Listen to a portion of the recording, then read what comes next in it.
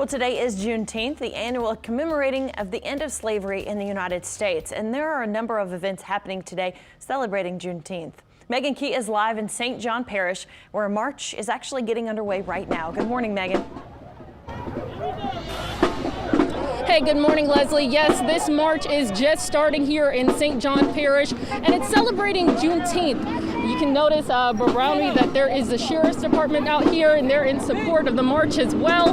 We've got a lot of people showing unity. This is about Black Lives Matter, of course, protesting police brutality, and also celebrating Juneteenth. There's a large presence out here. A lot of people have got out here this morning. They started arriving about 30 minutes ago.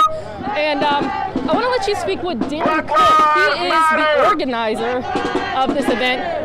And this is him right here. Darren, talk to me a little bit about why you put together this event. You just actually put this together a few days ago.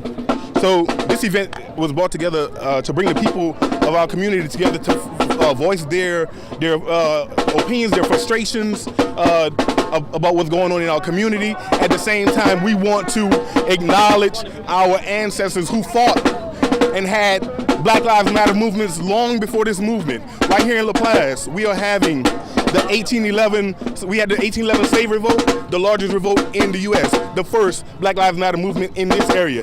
And we are the descendants of those people, and we are marching in their honor, and we are fighting for freedom. And a large turnout. You got a lot of people out here that supported the St. John Sheriff's Office.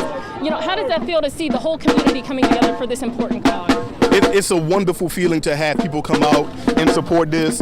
We may not always see eye to eye, but at the same time, we have to have the conversations in order to move forward, in order to grow our community, in order to have equality within our community. So I do appreciate the sheriff and all of the parish officials for actually joining in to make this day an official holiday within our parish.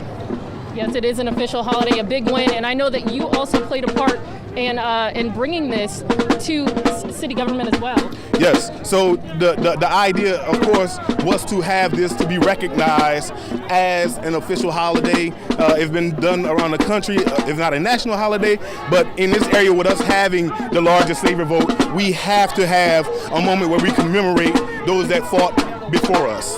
All right, thank you so much, Darren. Thank you for talking with us. Thank you. Very large turnout here, as you can see.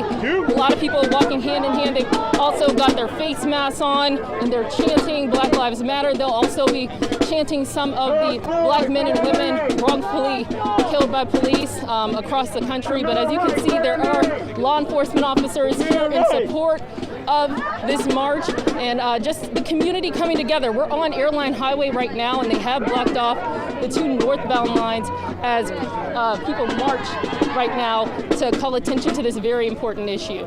Reporting live in St. John Parish, Megan Key, Eyewitness News.